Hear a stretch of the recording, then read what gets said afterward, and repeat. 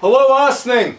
I'm Evan Weiner, and I have spoken at your library over the past few years. In fact, I was just at the library in March doing a talk on baseball. And James and I got to correspond a little bit as we are in this moment of pause. And he said, you have anything that you could have online or that you could do that might be able to help us in terms of a talk? And I said, I have a few things, let me think about it, and then I came up with one. An old Holland America speech. Holland America, the cruise line in 2014. I went from San Pedro, California down to Lima, Peru, doing a talk or a series of talks, and one of them was called California Here I Come, California's Contribution to both collegiate and professional sports in the 20th century. This guy here, right in the middle, it's Yogi Berra, and I used to speak at the Yogi Berra Learning Center and Museum at Montclair State University in Montclair, New Jersey, and he came to a lot of my talks, and afterwards he would pat me on the back and say, "Good job, kid." I thought that was high praise from Yogi Berra. California Here I Come, song by Al Jolson, made popular in the 1920s. And in sports, California Here I Come, probably a 1920s theme. There was no such thing as a permanent National Football League team in Southern California in the 1920s, but there was a college team that featured somebody by the name of Marion Morrison, and we'll talk about Marion Morrison, who he became because of football, a little later on. California Here We Come, but for Major League Baseball, not so fast. The Brooklyn Dodgers owner, Walter O'Malley, took his team to Los Angeles in 1957. Horace Stoneham took his New York Giants baseball team to San Francisco also in 1957. But had history been a little different, O'Malley may never have ended up in Brooklyn. It might have been Donald Barnes with the St. Louis Browns in 1942.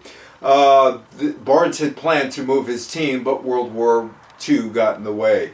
The Los Angeles Coliseum entered the National Football League color barrier in 1946. That's Marion Morrison. He was a USC offensive tackle. He was probably a decent tackle back in those days, although the game of football in the 1920s doesn't resemble the game of football a century later. The Los Angeles Coliseum was the home to USC. It opened in 1923, and the Coliseum was dedicated to Los Angeles County's World War I veterans. It was rededicated later on after numerous renovations to remember all who served in the Great War. Hosted two Olympics, the host city of the 1932 Summer Olympics. It was a pretty easy get for the Los Angeles Coliseum, as nobody wanted the 1932 games, and they were selected pretty much by default. That's the Australian National Olympic team in the Coliseum in 1932. But before we talk about that, we talk about a guy by the name of Marion Morrison, who played at USC, and you would eventually go on to know him as an actor by the name of John Wayne, but he started out at the Coliseum playing football for USC. The first Los Angeles National Football League team, 1926, known as the Buccaneers. It was a road team based in Chicago, made up of Californians. Could have been made up of people like John Wayne, although John Wayne was not from California. Primarily, though, University of California and University of Southern California alum. John Wayne was an alum, although he never finished school at USC. This is Morrison, and eventually he would become John Wayne, as you know him, the war hero, the cowboy, whatever he did. It was John Wayne, and John Wayne started as a college football player. Morrison and a few of the other college players from USC started working part-time at the Fox Film Corporation during college. He was on the freshman team, then on the varsity team as a sophomore, the freshman team as a first-year player. Legend has it that Marion Morrison broke his collarbone while body surfing at Newport Beach before his junior year, and he had his football scholarship taken away from him. He left USC and pursued a career in Hollywood shortly after breaking his collarbone and having his scholarship taken away before his junior year. His first few roles included being a football player, including a role as a USC player in a silent movie called The Dropkick. John Wayne was the lead in 140 movies or so. His biggest moment was when he won his Oscar in 1969 for his performance in True Grit. Of course, John Wayne was not really much of a college football player because he didn't play his last 2 seasons. He had his scholarship revoked. If he was a good player, they never would have taken his scholarship away. That is Playa del Rey, and that is in Southern California outside of Los Angeles. And that is where the Buccaneers actually played 2 home games, both against the American Football League's New York Yankees in January of 1927.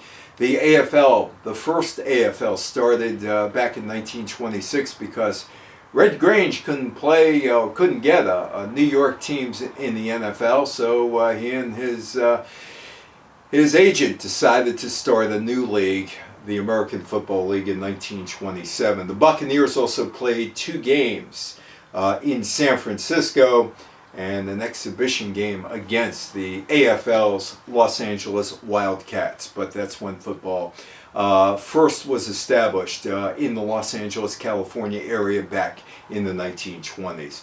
The AFL Wildcats, 1926 start. The formation in the American Football League by C.C. Pyle, the sports agent who represented Red Grange. They being C.C. Pyle and Red Grange, a 5-year deal to play football at Yankee Stadium. It was intended for the National Football League, never happened. Then Pyle decided, okay, let's get the American Football League started. It did showcase for his clients. It didn't really last all that long. Football teams back in those days, whether it was AFL, NFL, no more than a crapshoot, and somebody throw down $100, $500, you got a football team. You lasted. You didn't. You went into oblivion. Only a few football teams did survive, including the New York Giants, which survived because Red Grange signed with the Chicago Bears as an underage player. They go on the tour of America. The Polo Grounds sell out, and that saves the New York Giants because Tim Mara got a big payday. And from then on, the New York Giants became a New York institution. You gotta be a football hero to get all the beautiful girls. That's also an old song. And you gotta be a football hero, in Hollywood latched onto it as well. As you can see, the Marx Brothers, Zeppo, Groucho, Harpo, Chico, and that's Horse Feathers, which was shot in 1932. About 88 years later, if you want to talk about the corruption of college sports, nothing much has changed from that movie when Groucho goes into a speakeasy looking for 2 great football players for Huxley College because Huxley wants to beat Darwin, and he ends up with Harpo and Chico, and mayhem ensues. Probably the most famous spoof of college football, and that was 1932. And that still lasts all these years later, 88 years later. They lampooned it really well. Mickey Mouse was in a cartoon called Touchdown. Popeye and Pluto, and you got to be a football hero fighting over the attention of olive oil. Early Hollywood movies were based on the college game. Horse Feathers, of course, the most famous of all of it. It was written in 1932, lampooned college sports. Quincy Adams Wagstaff, Groucho Marx, is the new president of Huxley University, and he decides to go down to a speakeasy. Remember the password, Swordfish, and finds these 2 characters named Baravelli and Pinky to help him win the big football game against the rival Darwin University.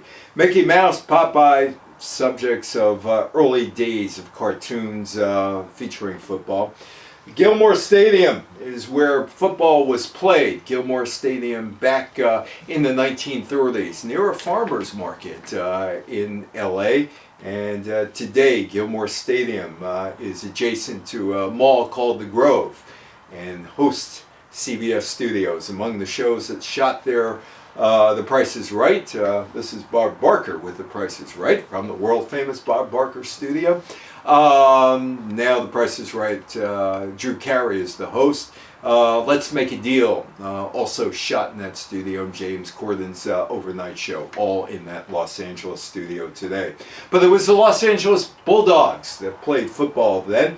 They operated as an independent team and a member of several other leagues between 1934 and 1948, eventually being reduced to minor league status. They played most of their games at Gilmore Stadium, which is now Television City, CBS's Television City. Hey Bulldog!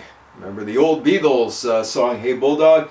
The NFL actually admitted the Bulldogs to the league in 1937, but the NFL threw them out or said we can't do this prior to the 1937 season because of travel concerns. There were no planes. You'd have to take a train out to Los Angeles. But the NFL did hold 2 Pro Bowl games or All-Star games in Los Angeles in 1938 and 1939. The Pacific Coast Football League is forgotten.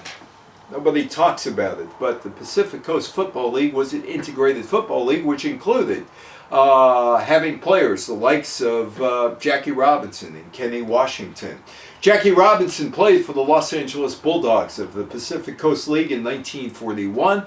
There was no problem having blacks, Negroes, or colored players in the league in 1941 or 42. They could play in that league. After serving in the military, Jackie Robinson returned to the Bulldogs. His football career ended, which may have been the best thing for baseball, when he suffered an ankle injury in a game against the San Diego Bombers in 1944. Kenny Washington was the star of the league. He played for the Hollywood Bears. The league would eventually fold in 1948 after the Los Angeles Rams established the team in Los Angeles. Now, this is the St. Louis Browns baseball team, the St. Louis Browns of 1941. Donald Barnes was the owner of the St. Louis Browns and decided that he couldn't compete with the St. Louis Cardinals anymore, the American League team against the National League team. And of course, the National League team had powerhouse teams in the 1930s and also the 1920s. And the Brownies, they never won too many games. And so maybe going to a new market, maybe, just maybe, Barnes would have some more money, be able to invest in the team, and would have a winner. But unfortunately, December 7th, 1941, the Japanese bombed Pearl Harbor. The meaning to move the Browns from St. Louis to Los Angeles was supposed to have occurred on December 8th, 1941.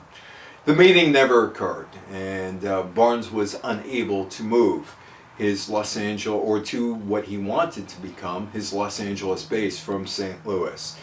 Los Angeles and Hollywood were part of the Pacific Coast League. That's the league that Joe DiMaggio dominated prior to coming to the New York Yankees. The Pacific Coast League was looking to claim Major League status by 1941. Maybe Barnes knew that, maybe he didn't when he tried to move his team to Los Angeles in December of 1941. Joltin' Joe DiMaggio, there he is, not in the New York Yankee uniform, but with the San Francisco Seals. DiMaggio, of course, a local product of San Francisco, the son of immigrants, who played baseball in San Francisco, which was a hot amateur baseball outlet. Hotbed for baseball, as it might be, on the amateur and minor league level. DiMaggio ends up with the San Francisco Seals. The PCL seemed successful.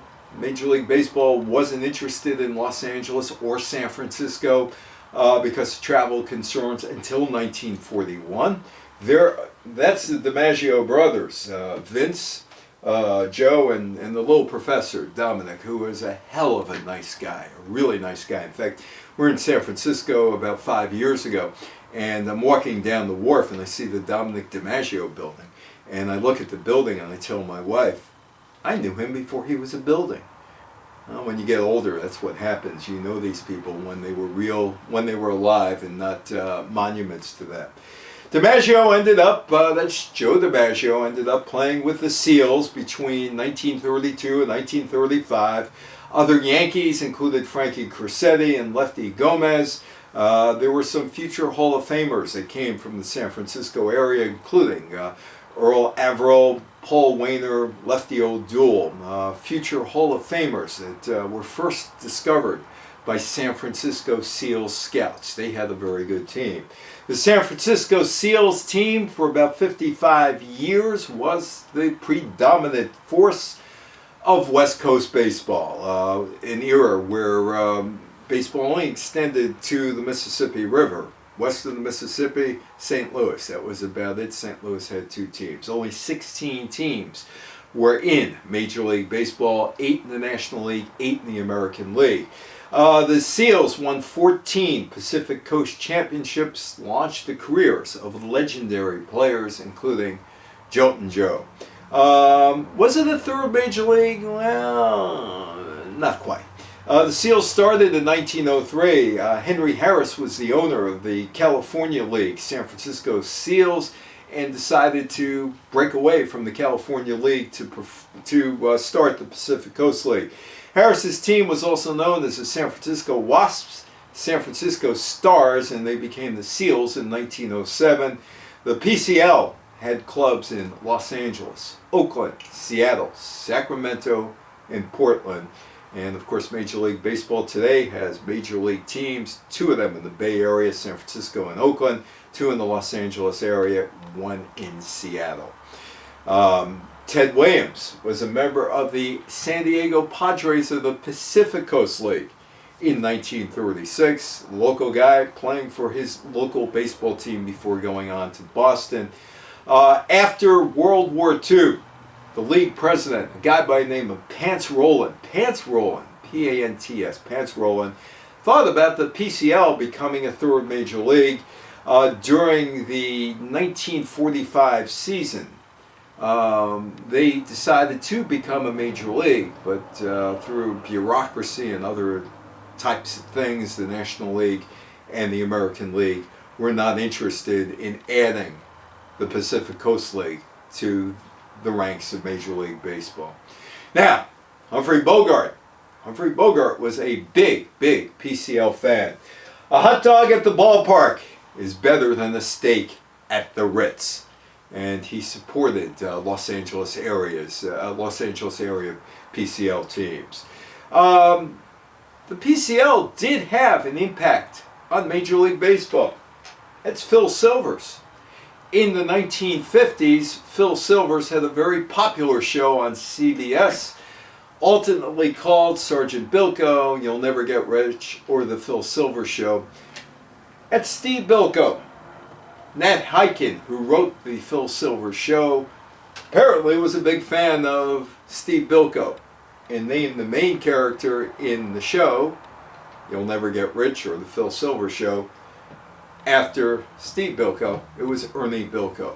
So it did have some cultural impact, at least in TV in the 1950s. And later on, Moose Stubing, who was a career minor leaguer who ended up in California as a member of the Anaheim Angels staff. Moose Stubing, his claim to fame outside of baseball, this guy right here. I don't know if you can see it all that well. Captain Stubing of the Love Boat. Aaron Spelling just looked up names in the baseball encyclopedia. Hey, Stubing, it's a great name. And that's how Captain Stubing became Captain Stubing on the Love Boat. Pacific Coast Baseball, or the Pacific Coast League, was not the only entity that wanted to become a major league entity. There was a bid in the 1940s to get both San Francisco and Los Angeles into the National Hockey League, but the National Hockey League owners I should say the National Hockey League owners. It was basically the two teams in Canada and the Norris family, which owned the Chicago Blackhawks and the Detroit Red Wings, and also was running Madison Square Garden and Boston Garden for a while. So it was affectionately called the Norris House League, Norris. Anyway, they were not interested in going to Los Angeles or to San Francisco or to Cleveland, as a matter of fact. Cleveland tried to get into the league in the 1950s. Los Angeles and San Francisco investors petitioned the National Hockey League to join the circuit in the 1940s. They were denied. The Western Hockey League, which was operating at that time, would eventually declare intentions to start a rival league in the 1960s, and that forced the National Hockey League to partially expand because of the Los Angeles and San Francisco TV markets, and TV becoming more and more important to sports in the 1950s and 1960s. The NFL would go to Los Angeles in 1946. Woody Strode, Spartacus. Kirk Douglas died recently, star of Spartacus. He was one of the actors in Spartacus. Woody Strode was one of two players who integrated the National Football League in 1946.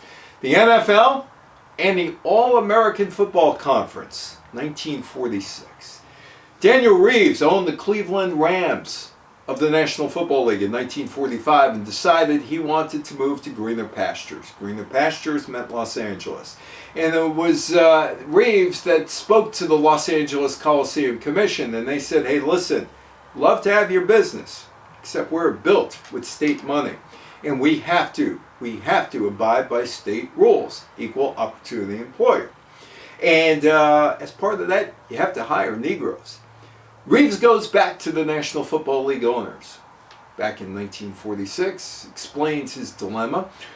The National Football League last had black players in 1932. George Preston Marshall owned the Boston team and the Washington team. And it was generally conceded that it was George Preston Marshall that put a color barrier into effect in the National Football League, aided and abetted by George Halas, Chicago Bears. And he didn't have any players on his Washington team of color until 1962, and only after the White House forced him to do so. George Preston Marshall was an unapologetic racist who once said, I'll hire a Negro player for Washington when the Harlem Globetrotters hire a white guy. But Reeves would eventually prevail. Coliseum would eventually force the Reeves team to have two players, Kenny Washington, Woody Strode, 33 players per team. The other 31 didn't bother with Woody Strode or Kenny Washington. The San Francisco 49ers would start playing the American Football Conference, or the All-American Football Conference, in 1946. They would join the National Football League in 1950. And there is breaking the color barrier, and there is Kenny Washington with the Los Angeles Rams. And somebody painted a ram's horn on their helmets. They were the first to have insignias in the National Football League back then. And there is Kenny Washington, who was not well received by his teammates. The agreement in 46, Reeves hires Negroes and overcomes the NFL owners' objections, and the Los Angeles Rams, first team to have Negro players in the NFL since 1932. The Los Angeles Dons also started in 1946, the All-American Football Conference. A gentleman, the Dons, a gentleman in Spanish, and they also played in the Los Angeles Coliseum. $3.50 to see a Los Angeles Dons game back on November 3rd, 1946. And this was a Hollywood team. This was owned by some people in Hollywood. Fernando Gonzalez III was a California businessman. He was a longtime football fan. He was the majority owner.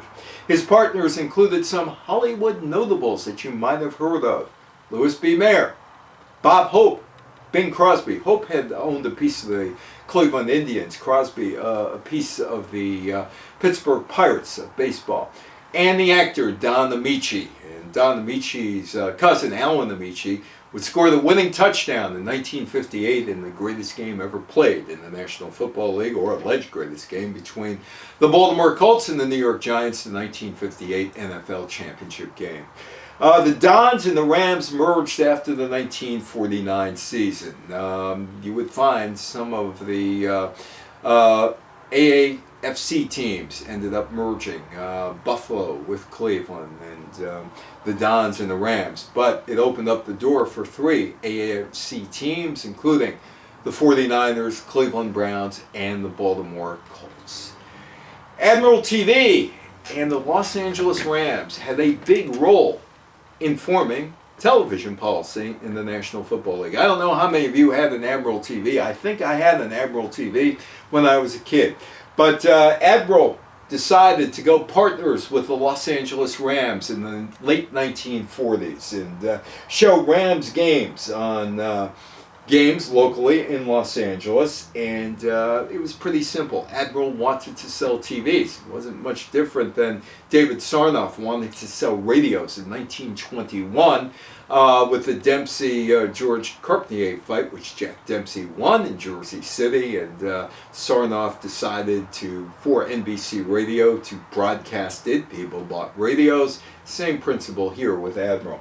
In 1949, the Rams drew more than 300,000 people to the 6 home games at the Los Angeles Coliseum.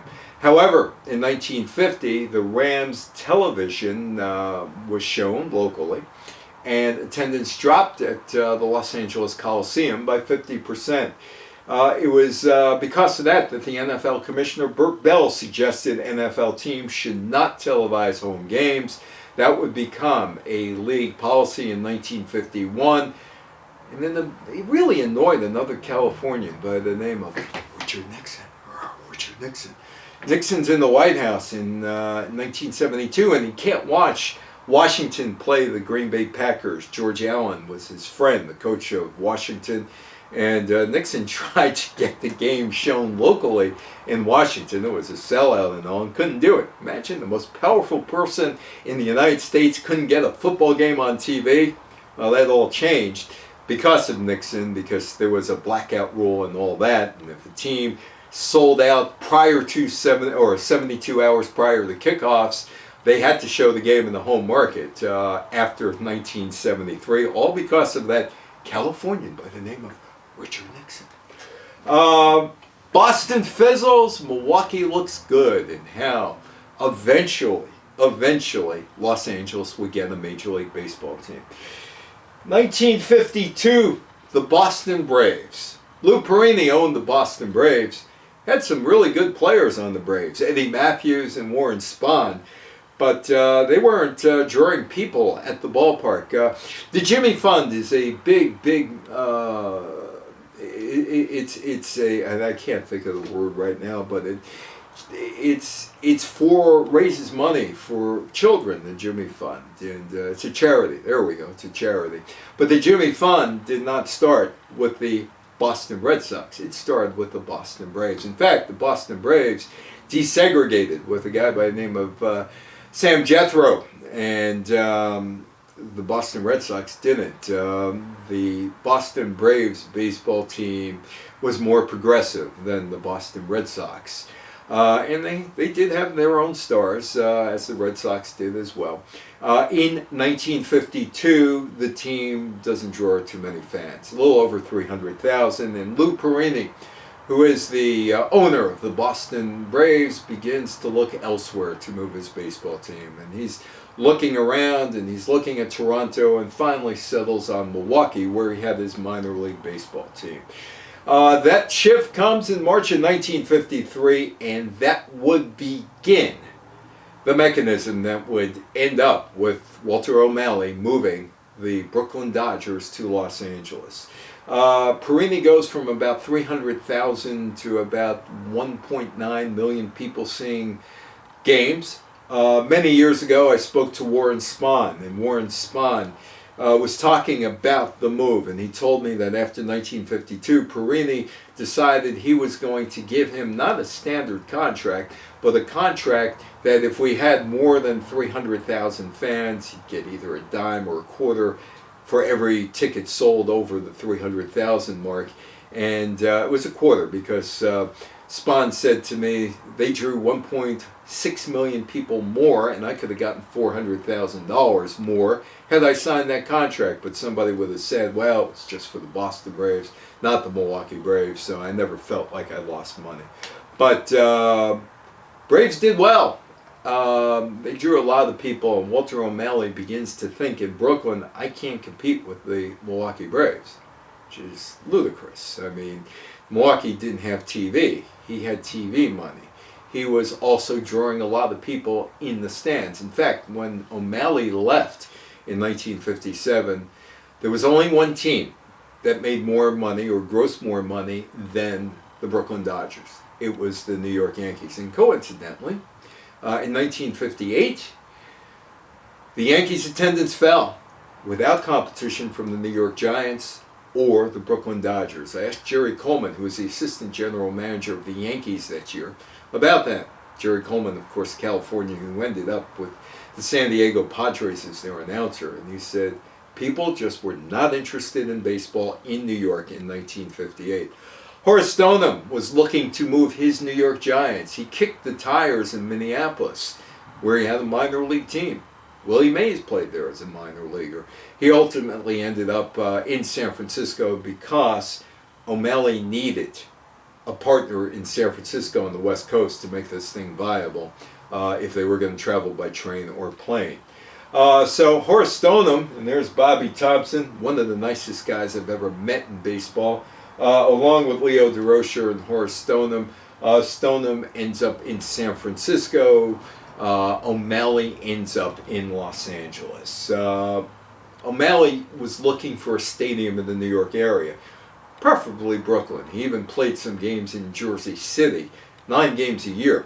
And Robert Moses offered him land in Queens, but it was the Brooklyn Dodgers, not the Queens Dodgers. O'Malley cuts the deal in 1957, moves to Los Angeles. Stoneham goes to San Francisco at the same time. Brooklyn, second best revenue in Major League Baseball in 1957, and Stoneham gets this deal from Skytron TV, a guy by the name of Matty Fox, who gives him $1 million TV deal. Skytron never really works, but Stoneham gets the $1 million. That helped get him to San Francisco, and he was able to put most of that in his pocket. It's all over in Brooklyn. There's Gil Hodges there. There once was a ballpark here, sung by Frank Sinatra later on. Again, another California sports music, this time intersection. And the next year, opening day in Los Angeles, the Dodgers and the Giants in Los Angeles at the Coliseum, which was not suited for baseball. Television loved the Los Angeles Dodgers in the 1960s. Walter O'Malley appeared with the Rifleman star, Chuck Connors. Chuck Connors used to be his first baseman in Brooklyn in a show called Branded in 1965. Willie Davis was in the Love Machine, Jerry Lewis's Which Way to the Front, and The Flying Nun. John Roseborough was in Dragnet, Burke's Law, Kraft's Suspense Theater, Mr. Ed, Experiment in Terror. You had Sandy Koufax. He was on Mr. Ed. And you had Herman Munster. Herman Munster tried out for the Los Angeles Dodgers. Leo DeRocher was ready to give him a contract.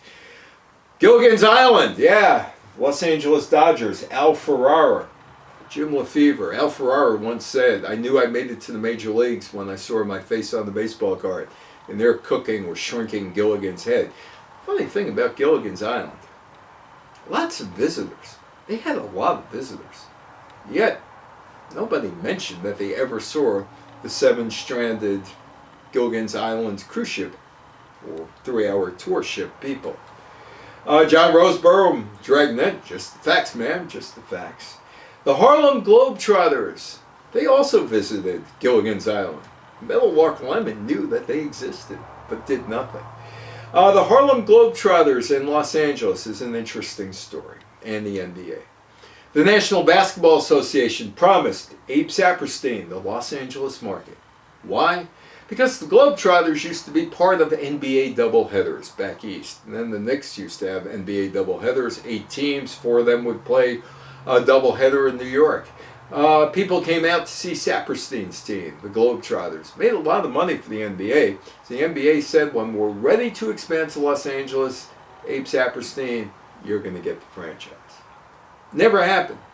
Bob Short was the owner of the Minneapolis Lakers and was looking to move his team. He was barnstorming all over the place, neutral site games, and then decided, hey, I'm going to Los Angeles. And the NBA stabbed Saperstein in the back.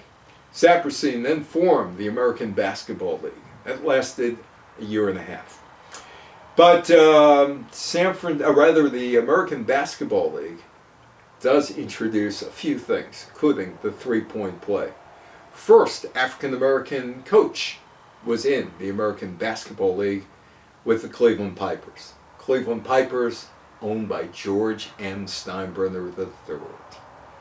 Yes, George Steinbrenner cuts his teeth in the ABL. I once talked to Dick Barnett about that, and Dick laughed. He said when the Yankees were sold to Steinbrenner, and Steinbrenner promised that he was going to be an absentee owner, let the baseball people run the show, and he said he laughed. He said that would last about an hour. That's probably what it lasted, about an hour. San Francisco does get an NBA team in 1962. And that's a very young George Steinbrenner. He's 30 years old, John McClendon, a guy who I interviewed. McClendon got either quit or got fired, and his next basketball job was in Malaysia. I said to him, why Malaysia? To get away from George Steinbrenner as far as he could. The National Hockey League would eventually end up in California in 1947, about a quarter of a century after some investors decided they wanted to get involved in the National Hockey League, and they did with the Los Angeles Kings and the Oakland Seals. And that meant the Los Angeles Blades of the Western Hockey League gone, and also the San Francisco Seals in the Western Hockey League gone. The Western Hockey League was thinking of claiming Major League status because they had Los Angeles and they had San Francisco and they had some other cities that could very well fit that profile, whether it was in Vancouver or Seattle or San Diego or Portland or Calgary or Edmonton for that matter. Eventually the NHL would expand to Los Angeles and Oakland. And about 4 or 5 years later, the Western Hockey League, without those cities and Vancouver, would fold. The NHL took Vancouver in 1970. Super Bowl starts out in Los Angeles in 1967. It wasn't called the Super Bowl. It was called the American Football League National Football League World Championship Game. They had about 32 days to put this thing together. And probably can't see this all that well, but on January 15th, 1967, Super Bowl I, as it's called now, wouldn't officially become the Super Bowl until 1969, Super Bowl III. Super Bowl I had 32,000 empty seats in the Los Angeles Coliseum. Lombardi didn't want to play in that game. Vince Lombardi had won the National Football League Championship, and he referred to the American Football League as that Mickey Mouse League. Mickey Mouse, of course, lived in Anaheim at that point, Walt Disney's creation. And I never got this, but when people talked about a Mickey Mouse thing, it was a bad thing. That rodent is worth billions upon billions upon billions of dollars. For some reason, Mickey Mouse League. It's a Mickey Mouse thing. As Wayne Gretzky said in 1983 about the New Jersey Devils, it's a Mickey Mouse operation. It's a bad thing. That thing is worth billions upon billions upon billions of dollars. Empty seats at the Super Bowl. Doesn't sell out January 15th, 1967, but within 5 years the Super Bowl would become all the rage and everybody had to take part in it somehow. Super Bowl parties would start on the Queen Mary down in San Pedro, Long Beach, which is a hotel. The first real party for the Super Bowl, big name party, was at the Super Bowl party, or the Super Bowl in Los Angeles on the Queen Mary. Super Bowl parties would take off years later. Question: did Los Angeles save the modern Olympics in 1984? Los Angeles is supposed to get the Olympics in 2028. Los Angeles had the Olympics in 1932. Now the question, simple answer is yes, it did. In the 1970s, there was the Munich massacre, the Munich Olympics. The 9 athletes and 2 coaches from the Israeli team murdered during a terrorist attack. People started shying away from the Olympics. Then the Olympics in Montreal, the Summer Olympics in '76, lost tons and tons of money. By 1977, there were only 2 cities interested in the Olympics. One of them, Tehran, Iran. The other, Los Angeles. And the IOC really was not interested in Iran at that point, and it left Los Angeles by default, like in the 1920s with the 1932 Olympics. Los Angeles had people like Peter Ueberroth, my friend Rennie Henry, among others. And Jimmy Carter wasn't very interested in funding the Olympics either. But it would become a much more commercial venture with Peter Ueberroth and Rennie Henry and Harry Usher, Shelley Saltman, these are my friends, running the Olympics. The Olympic movement in 1977, when the IOC was supposed to hand out the game, on the ropes. 72 Munich massacre, 76 debt. Eventually, the Moscow Games would be boycotted in 1980. Iran and the U.S., only 2 bidders for the game. Peter Ueberroth and the Los Angeles Olympic Committee sold many sponsorships, had an army of volunteers running the games. That's what saved it. That and Ueberroth putting a big price tag on sponsorships. That Kodak moment wasn't a Kodak moment anymore. It's a Fuji moment. As Peter once told me, Kodak, here's $1 million. I want $5 million. He got the $5 million from Fuji. Kodak couldn't believe he could get that money. 1984, the Soviets decided to boycott the 1984 Los Angeles Games, along with the Warsaw Bloc countries. The LA Games turned a profit. ABC wasn't very happy without the Soviets. They wanted their money back. ABC would not bid for the Olympics after that. And so it goes into California in 2019. In 2019, Gavin Newsom, the governor of California, and the state legislature decided they were going to do something about college athletes not getting paid. And they passed the Fair Play to Play Act, which allows college athletes attending universities and colleges in California playing big-time sports the ability to sell their likenesses or their faces to marketing partners for money. The NCAA, they're not too thrilled with that.